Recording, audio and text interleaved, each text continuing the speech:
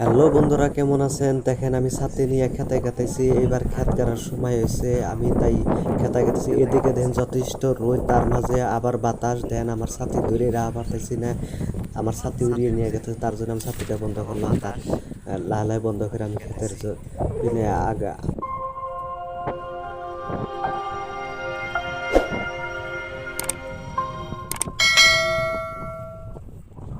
Shallow machine দিয়া পানি দেয়। এবার খেত গারম।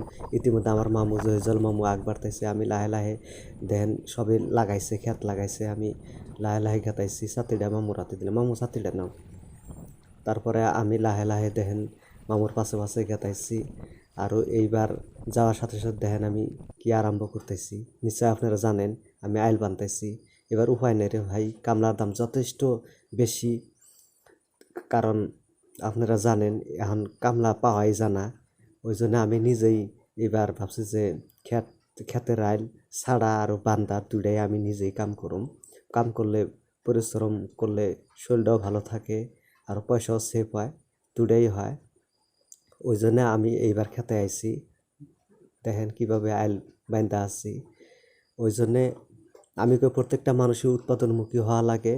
কারণ নিজের খেতে কাম করলে পারে কোনো ধরনের মানুষ অবজ্ঞা করতে পারবো না, কোনো কিছু করতে পারবো না। তার জন্যে আমরা সবারই কই যে আপনারা সবে আসেন, উৎপাদনমুখীর প্রতি আগ্রহ হন। কারণ বস্তু বাহিনীর যে দাম আপনারা জানেন, নিশ্চয় ধানের যে দাম 800 টাকা মন।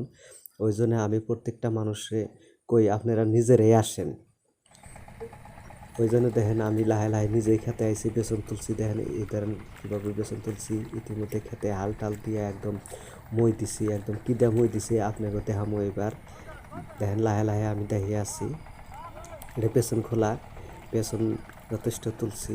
এবার তামাম পরিশ্রম করছি। আর দেখেন আমি কি দিয়া এবার মই আনছি। এবার দেখেন কলা গাছ দিয়ে মই টানছি। এবার তামাম কষ্ট হয়েছে, কারণ এদিকে শুকনা খেত।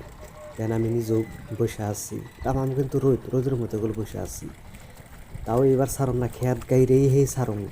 হ্যাঁ, ওই জন্যে দেখেন একদম পুরা মই দিয়ে সমান করে হেলাইছি। এটা আমার পাশের খেত, যে এই খেতালা হয়েছে আহমদ ভাই। এটা আমার আহমদ ভাই যথেষ্ট পরিশ্রমী মানুষ। দেখেন কীভাবে মই টানছি। মই টানে এইবার কিন্তু খেত তামাম সমান করছি।